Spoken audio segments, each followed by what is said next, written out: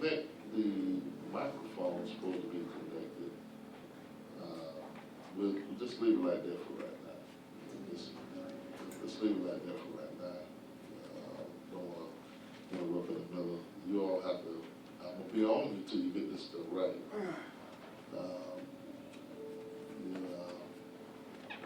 You'd be amazed how many people really do not depend on the Lord. That was a powerful teaching Apostle did the other night. The danger of ministry. I'm glad everybody looked at that. And how a lot of people going to hell and don't know it. And I've been saying it, people rely on a gift, what they think they know, or position. And don't tell me practicing while I'm teaching now. Y'all love the Lord? And it's a life that we live, and it really does boil down to a relationship with God. And if you have based everything that you call salvation on what you do and your gift or position, then you will be in Matthew 7th chapter. Because really what it boils down to is when you be alone, did you get intimate with God? That was a powerful teaching. That was something that I share with people in a sense. It does. That sounds like funeral home music, doesn't it? And so it's a life that we live. And I really don't think you can teach it. You can't teach somebody if they don't love it. And the love that you have for, you just can picture in your mind the love. How many of y'all saw that teaching possibly? Yeah. Well, I'm saying it to everybody. That's the love that you have for, you imagine the love that you have for a person and how you acted when you was in love or in love. And what you have for God is supposed to exceed that, but it's supposed to be like that. It's supposed to be like it is when you're in love with a person. And then it's supposed to go beyond the love that you have for a person, but it's supposed to be in that format. And it's a dangerous thing. And I just, when you're there, you do want to be alone with him. When you're there, you do want to talk to him. I don't, the people that follow God in St. John, the 4th chapter, the 5th chapter, and the 6th chapter, they left him, but they followed him because of the food and the blessings. And then Jesus said, you didn't follow me because of a miracle? And the reason why he said miracle is because, if they would have focused on the miracle, they would have knew that he was God. They know that no man could do this except God was with him. And so all the thing they looked at, man, all of us out here in the middle of the desert, and he feed us. They didn't take into consideration they only had a few fishes and bread and fed thousands of people. Only thing they cared about, man, we got something to eat. We got something to eat. And it's amazing how people, they in the church and they have never established a relationship with God like that. They actually show him that they are capable of loving because they love a person like that. And whenever you do get to that place, then your world do be chaotic, but you be in God, and it doesn't matter, because people be wanting that. You don't know, people be trying to pull that from you. But what you have for God is supposed to exceed what you have for any person. I have seen marriages fall to pieces. I've seen relationships fall to pieces because the person either love a person too much, or they wanted to control what they loved. Families are broken up. Relationships are broken up because a person won't go to the place where they love God like that. You know? And things that you do, you think about it, things that you did or do when you're in love, how you think about the person, how you want to be around the person, how you want to talk to the person. Don't even really have nothing interesting to talk about, just want to be around the individual and so forth. So, 1 Peter 5 and 6 and 7. Ms. Lappin, you got a thing? Yes, sir. Took me a Read. minute. Read. Humble yourselves, therefore, under the mighty hand of God, that he may exalt you in due time, casting all your care upon him, for he cared for you. Everything has a process. We can't just say, cast all your cares upon him, for he cared for you. The process is the verse before. Humble yourself, therefore, under the mighty hand of God, that he may exalt you in due time. So you can very easily come to prayer and say, I prayed about this. I prayed. But what spirit did you come in? Now something had to take place to make you come to prayer and ask God or cry to God for whatever it is.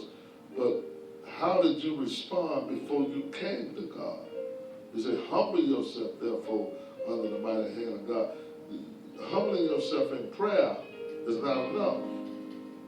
It's what you did before you came to prayer. Humble yourself, therefore, under the mighty hand of God, that he may exalt you in due time. And I don't care what you say. I see people have crazy love or do crazy things, not only for people that you love, but friends. How people, the Bible says two can walk together except they agree. How the person that you talk to and you hang with and you're willing to go into a conversation with them, even if it's not godly, even if it's fleshly, that's what you do for people that you care about. And God wants that, but he can't get that. Because you do have idolatry. You got something, somebody else. You got something else. Or it could even be your children or material things or anything. But when the problems come, you still go to God, just like they did in the Bible. And they felt like they were in love with God and they followed God, but they only dealt with God when they felt they couldn't handle it. Luke 12 and 26, it breaks it down. If you can't handle a portion of a situation, why worry about the rest of the situation? Why you don't just give the whole thing to God? Even if it's concerning people, places, things, money, anything. If you can't do nothing to control it, why are you worrying about it? Your worrying about it ain't gonna change it. But you got a God to go to talk about it. Tell somebody you got a God to talk to about it. But you're gonna sit here and let something shatter your mind, bring you to evil thinking. What it boiled down to? Are you really in love with him? Luke 12 and 26, what it say? If ye then be not able to do that thing which is least, why take ye thought for the rest? If you can't do, if you know you can't do nothing to change this situation, why are you sitting here worrying about it? Why are you talking about it? And you haven't moved on if you're still talking about it. You haven't moved on if you're still all cluttered in your mind. You can act like it in front of people. And I think people are more concerned about what people think. Again, that's another side of not a relationship with God. Because they're more concerned about, you didn't catch me doing this. You didn't see me doing this. You weren't around me. You don't know how I really act with other people. You don't know who I talk to and what I say to them. They ain't concerned about, God do. He's there. So they're acting that kind of way. They're doing it that way. Y'all stand in this church, I was sitting in the bar last night, the Lord defined his house as a house of prayer. That's what he defined it as. This is a house of prayer. So when somebody want to go, it's just like when Sheila Mama come, that's a priority.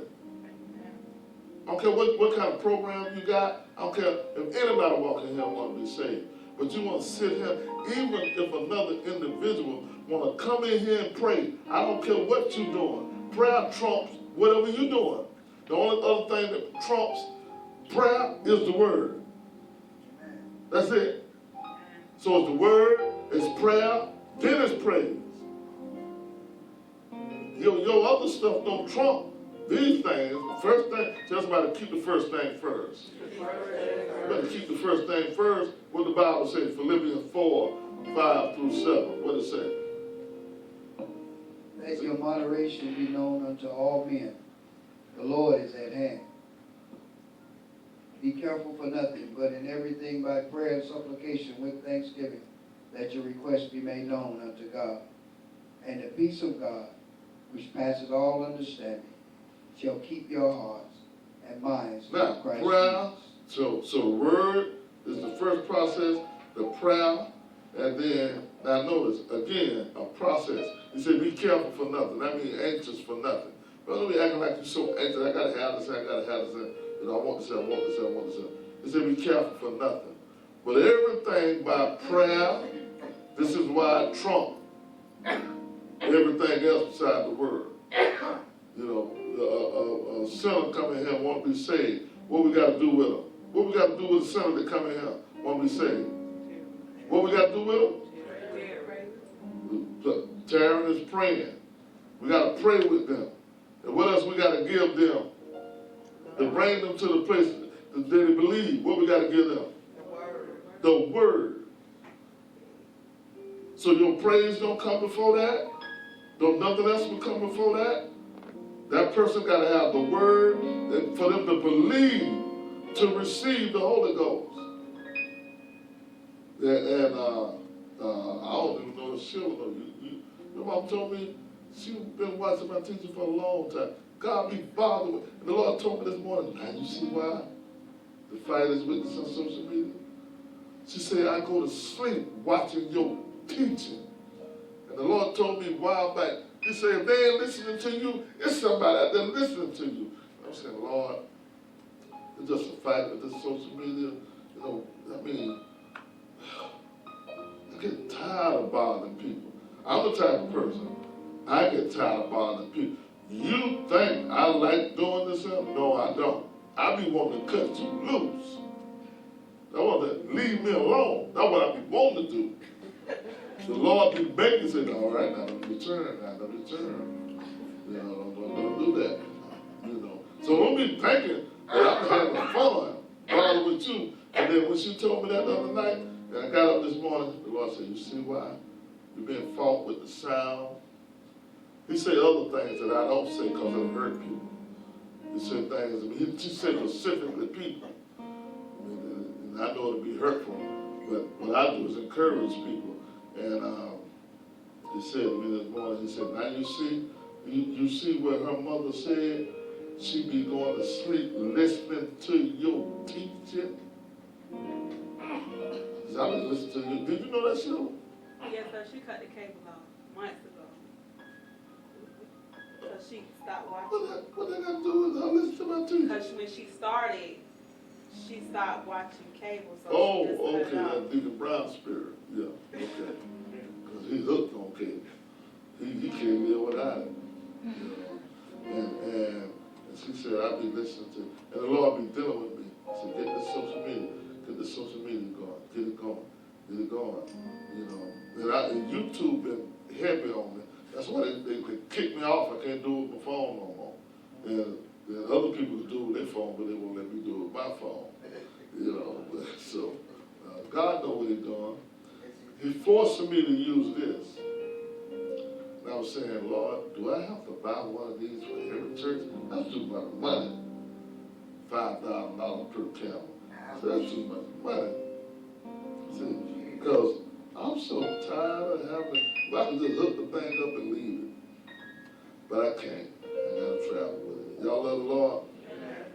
Look at the process. Philippians 4 says, be careful for nothing, but but everything by prayer and supplication with thanksgiving. You can't just pray to God and ain't even being thankful.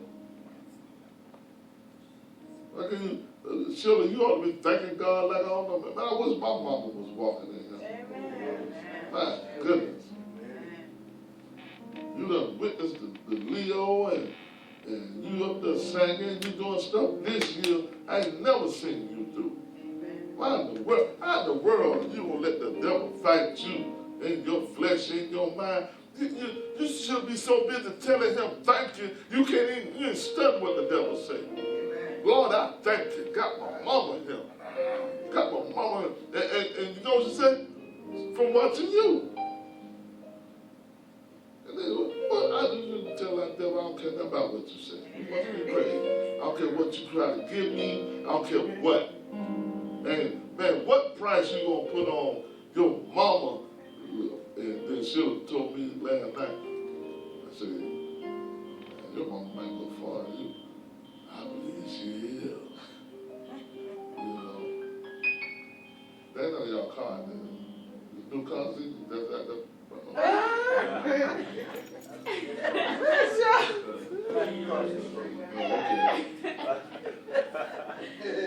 She got a little new car, I want to make sure it wasn't hollering for her. Where my mom is? Y'all love the Lord? I was so broken, you know, when I found out that they were paying for everything. I got to pray and find out how I'm going to get this money back. And when you love God, you be thinking about Him. You be thinking about it. And people going to get mad when they see your heart have directed to above. Because they want that. And some of you all have given yourself to people like that. God got to always, the same relationship that you got, that you can have with a person that you're in love with, that's the kind of relationship you're supposed to have with God and living for God with the Holy Ghost. You're supposed to be feeling that same way, greater, how you want to spend time with them, how you want to talk with them.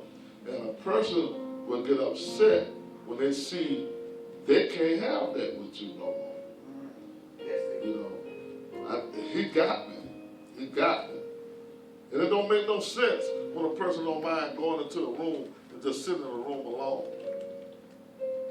But what you don't know, I know, he said, I'll never leave you. So if you walk in there with your naked eye and you just look, then it look like, why you always sitting around alone? But I don't be alone. Just like when I got up this morning, he started talking to me. He started talking to me. He was telling me about Sheila mama. You know, he was just talking to me, and I just sit there and just listen. And then he said, that's why you've been fought with that sound. He said, the prince and the power of the air is Satan. He said, then your message is traveling through airways, through social media. The internet is airways. And he said, fight it because your message will penetrate people. There's some people get excited about, there's a message that you get excited about, and then there's a message that you remember. And when you need it, it'll be there. This is one of the things, Psalms 34, this is one of the things that when I first got saved, I was so fearful of so many different things. Fearful of getting up in front of people. Fearful of the fact that I was shy. Fearful about thinking about anxiety is worried about what's going to happen. Dealing with anxiety, worried about, am I going to be able to pass these tests? All these other tests coming? And so thinking about stuff before it even happened. Instead of just giving it to the Lord in prayer.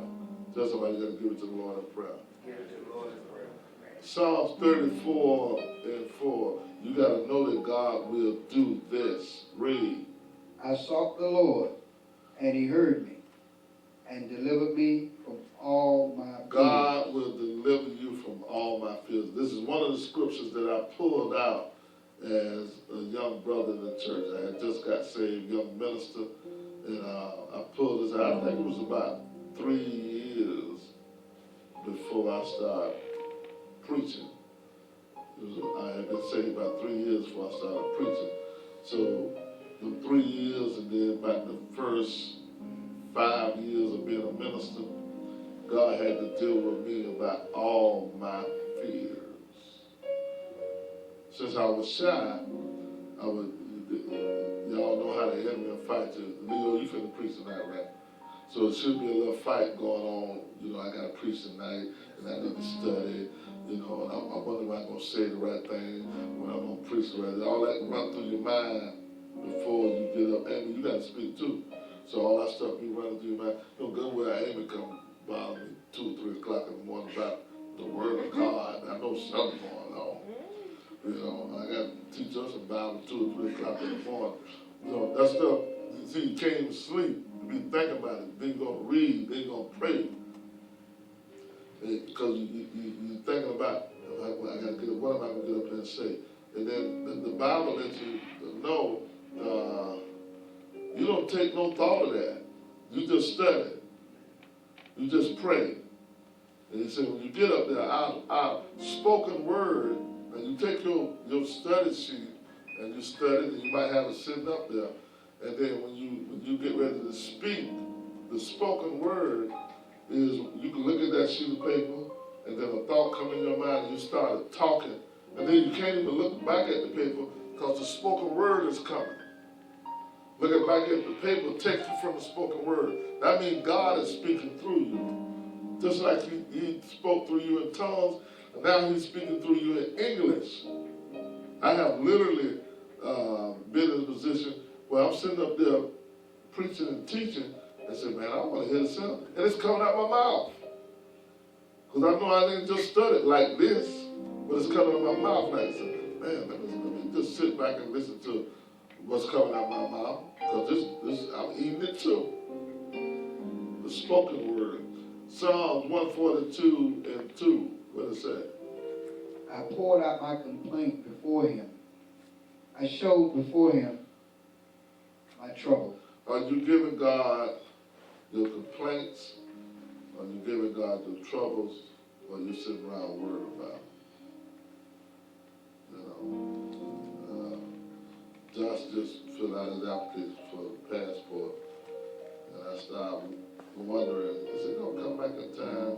And then I also knew when we sent our information in that, my wife sent the Social Security number, but I knew that wasn't going to be enough. I know how it is when you go out of the country. When you go out of the country, your passport is your freedom to walk around. You don't even supposed to leave your passport in the room. Because where we're going to be staying at, it's just like any other place, hotel, people going to be coming in. Some people pick up your passport and just walk away from it, and you can't leave that country. They put you in, what you call them, the places they do what the people do, prompt doing to the people now? Don't put me in no jail. The detainment center. It'd be just like jail. You got a big old fence around it and everything. You can't go no further. I mean, you'll have, locked up and then you have a big old fence and you can't go outside that fence. I mean, they feed you, they take care of you. It'll be a bunch of you. In that case, it'll be just American citizens. It won't be just black people. But you'll be there. One of the brothers did that one time. He was stuck over there 10 days. 10 days. So you can't be no irresponsible person. So your passport. So what is your passport with God? Tell somebody the Holy Ghost. You can't just drop it and lose it. You can't just go through something and then you just, y'all be worried about stuff you're supposed to be praying about. You're supposed to be praying about this stuff, not worrying about it. But you worried about it instead of praying about it. As a young minister, I prayed, I said, Lord, deliver me from all my fears. Deliver me from all this stuff I'm scary of or thinking about what's going to happen, thinking about am I going to pass, thinking about can I stay saved, all that stuff. And then I said, Lord, deliver me from all my fears. And that's when he started. Everything he do come with a test. It does not come with blessings. That's why people can't move on. When I asked God to deliver me from all my fears, Texas came to deliver me from all my fears. Shout and get up and speak, Texas came, made me talk. Talk too much, Texas came. Where's that noise? Where that noise coming from? Who was that? What's wrong with you? You ain't 12 years old. You're like you 10 years old. I already know that. Don't remind me you're sorry. Always reminding me of that.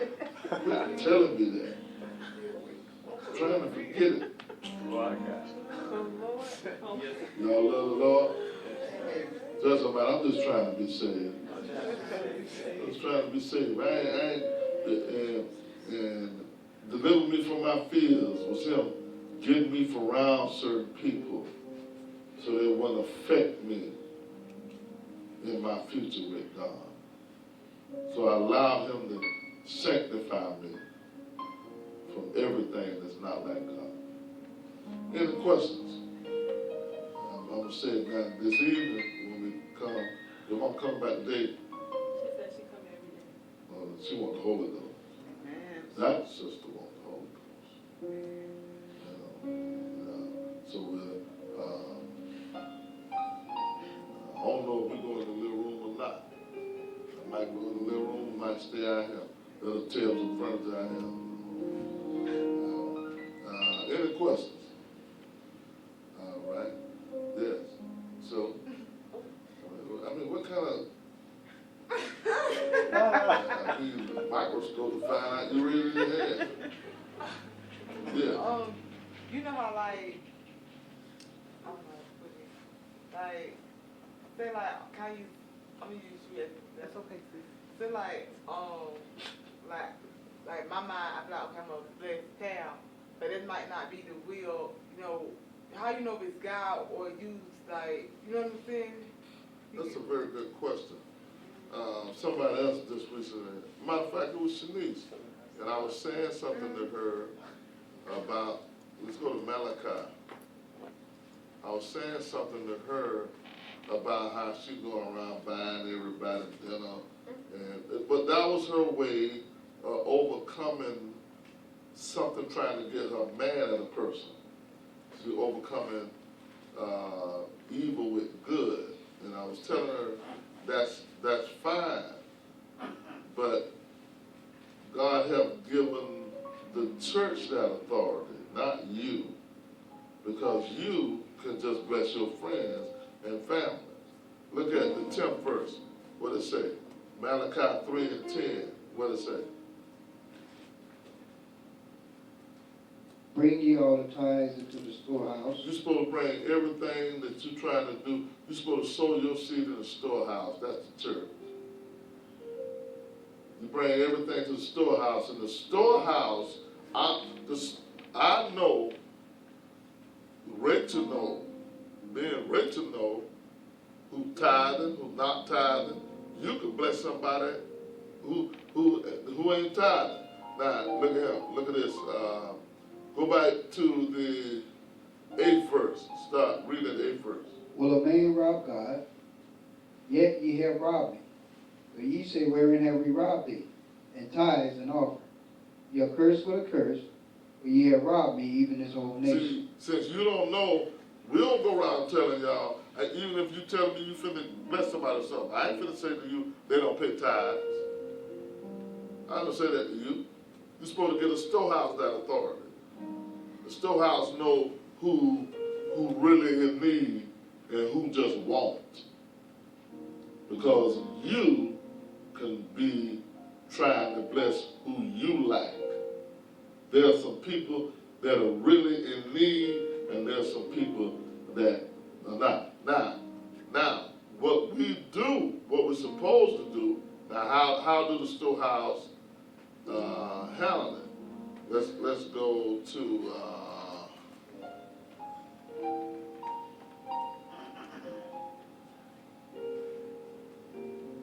1 Corinthians 16th chapter. I already did it before in front of you all. This is how the church is supposed to handle it. when a saint is in need, the churches, when I was young, used to do it. They used to have a collection for the saints. You know, now they don't do it. You know, they used to have that. But you know why they stopped? Because people put pennies and nickels in it. 16 and 1, what it say? Now concerning the collection for the saints, as I have given order to the churches of Galatia, even so do ye. So when I see a person around here in need, I get a collection from the saints. You as an individual trying to do it, but the Bible says we're supposed to take up a collection for the saints. That's what we did with Kira. When the world was helping her, and we hadn't done nothing yet. And I took a collection for the saints. I did it for different people in the church who didn't have food. I got a collection from the saints. Different saints in the church had situations. I got a collection from the saints. And then we gave that a collection. You all just did it for the Philippines. We took up a collection for the saints. And we sent it to the Philippines. Yeah. So that's how you do things. So you're supposed to sow your seed into the storehouse, which is the church, and then the church made that decision. You know, because I told Shanita, I said, man, don't be surprised if people get mad at you, and they ain't really mad. What are you talking about, pal? I said, because you around here buying people meals because they got mad at you. You know, I might be hungry one day and say, Shanice, I'm mad. But I won't be lying though, because she do get on my nerves sometimes. You know, and I said, well, you better stop all that talking about you gonna buy everybody something. Every time somebody do something, I'm gonna buy them a meal. No, that's what you like. You want to eat anyhow. You want to buy everybody some food who get mad with you. That ain't gonna work. That's like trying to be saved off of works. So, it's a collection for the saints. And you don't know the state of that person if they're given to the kingdom. A person could be paying tithes and still ain't right. Because they ain't paying the right tithes. So, a person could be paying tithes every week and ain't never paying the right thing. God said, it's still stealing from me. And you don't know none of that stuff. Now you got to get in the spirit. Now, that's when I can see the records say they paying. The Lord, why you say don't bless them, don't bless them? You know, He know.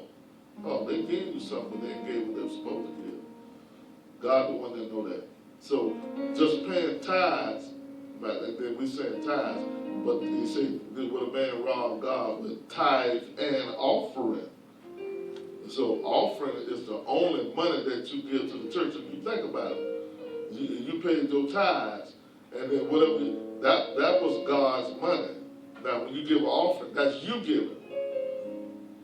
And you think about how much you done gave God. Because tithes ain't even your money. That's not your money. That's His money. Just like you paying taxes. He said, render to Caesar what's due to Caesar, and render to God what's due to God. Your tithe belong to God. Now he turn around and say, you give an offering to God. That's what you give. If it's $1, you know, there's people that give God $1, $10 a month. You know, that's how much you work for. Most of my saved life, when I learned about sowing seeds, I read a book one time about, I don't know who the guy, I don't even know the guy's name, but that book was so good about sowing seeds, and when I read that book, he was using scripture. I don't know if it was a false prophet or what, but I know when I read that book, and he was saying every time he needed something, he would sow a seed. I started doing that stuff, and it worked for real. When I needed something that was out of my reach, I think at the time he was talking about they were building a church, and I showed you when we started these churches, you know, it said something about they was millions of dollars short, and he gave like $50,000. He sowed a seed. See, you can't sow a seed. I ain't with these pastors who call themselves sowing a seed, sow a seed in the church they pastor. They ain't so who they fool.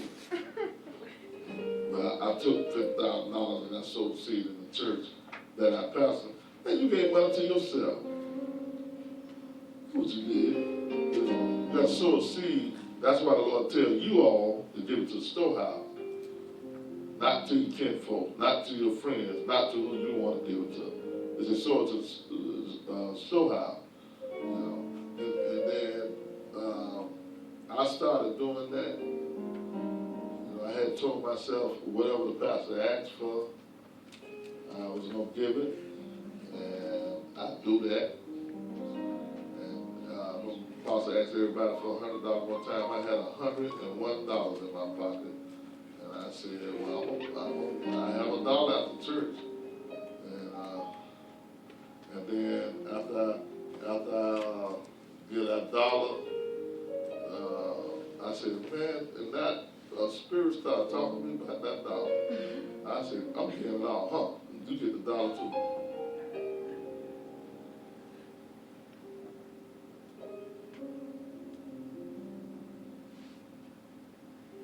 What you tell me this about? Josh got his idea if you listen to me. You scared? Guess I never scared. You remember when we almost went to prison with Sister Sam and Josh. She texted me back when we went to Bishop. Sister Sam and Josh didn't have no thing. I said, Josh got his passport now. You ain't got to worry about that. We ain't going to prison. You know. Sister Sam had somebody else's prescription. She said, Bishop, you think they're gonna take me to jail? We done pulled up to the security man to cross into another country. He said, you think they're gonna take me to jail? I said, for what? Oh, I got somebody else's prescription bottle. I'm taking somebody else's medicine, their name on. I said, Sam, how you gonna tell me this out? And we just pull up here and people searching us. Well, I'm just gonna let you know. Well, if you go, you go. Yeah. Them people made us stay in that place. I was standing there about an hour or two. Oh, wow. About a long time. And they said, you cannot come in our country. And they said, well, I'll let you come in the country. You're going to make a U-turn right in that little spot right there. And when you make that U-turn, you're going to be in Canada just enough to turn around and get right back out of here. So Sam got us kicked out of the country. You know. Yeah. No, but Josh got his idea. I remember that. They think about a lot of memories with Sister Sam, a lot of precious memories we all had, and so forth. But you give to the storehouse, and the storehouse know who's doing what. Any other questions? Yeah. Okay, if the Lord tell you keep feeding your spirit, I know about like listening to the word or reading your Bible, but is there something else too? You feeding your spirit. You gotta also be careful what you listening to, what you hearing, you know. So who talking to you, because you'll be feeding off of that too. So you can come in here and feed off of this teaching, and then the lessons I send y'all in your email, and then somebody else come and get some garbage in your ear, you know. So you can eat a good meal, and then if you eat some bad food, it's gonna make you regurgitate everything. You'll throw up the good stuff too. So you ate a good meal first, and then you came behind and had some sour food, and you threw up everything. So feeding your spirit, now you're gonna have to cut off certain people, places, and things in your ear. So you can retain. God is definitely trying to take you somewhere. Now you can throw your mama off with your life. So it ought to be very important to you, because she's going to look at you. You've been in this so longer than I have. Because, why you didn't tell me you was some kin to Tavara? Just I found out. Some people knew. I didn't know. No wonder you sound, you kind of talk like Zarmia. Some people know. You know how Zarmia sound like she's singing all the time. We all going. Zarmia be singing when she be there. She still be singing to the road. She don't talk to me no more. She be singing. She'll be singing a sad song. You know. So that's whenever God trying to raise you up, it does matter. I wrote something that I didn't cover. I was going to cover it later on. It does matter what you think and how you think.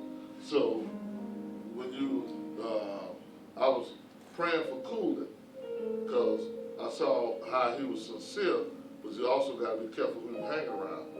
You know, and then you start just trying to be around, do what people you hang around. You know, I'm not finna let my environment form me. When I got my example, it's Jesus. You know, so you can't be afraid. The person that don't say nothing, just like when they be saying something to y'all around the church, and then y'all be trying to justify yourself. You know, you ain't got no business too much foolish gesturing and laughing and talking, especially in the house of God. You ain't got no business doing all that stuff in him no how. You know, spell gesturing. Jestering. What it is? Jestering.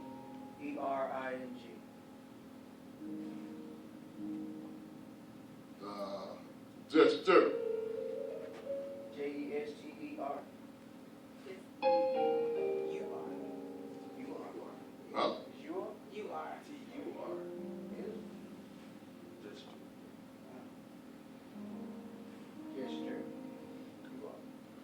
See, it's a life that we live, and you got to be in position that when God trying to take you someplace, you're willing to cut off certain things. Amen. You can't just be, and then, man, the wrong thing to do, somebody telling you what's right, and you trying to justify your wrong. I mean, if they right, they're right. If they wrong, they're wrong.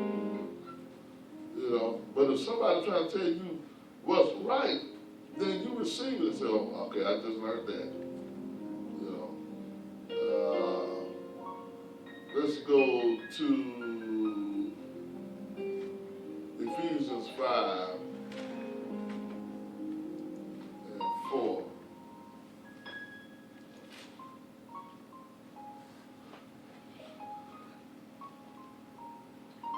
Neither filthiness nor foolish talking nor jesting, which are not convenient, but rather giving of thanks. Let me look at this. Y'all tell the Lord thank you. It's a scripture that flat out tell you straight out about all of that. Because when you want to do what's right, you want to do what's right. Let's see, let me find it.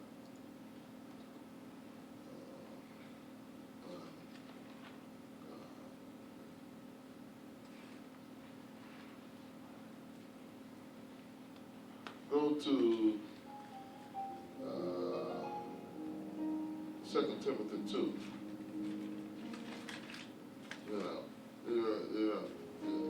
Just be around. Most of the time it's women, but young people be into it all the time. And they're young, so you take in consideration that they're young, but we are supposed to correct you and to teach you. It don't mean that you're on your way to hell just because you did that. But the Bible tells you, about babbling. You just laughing and talking and laughing. Oh, hold on a minute. You can turn it off. It's cute. Hello? Hello? Press it on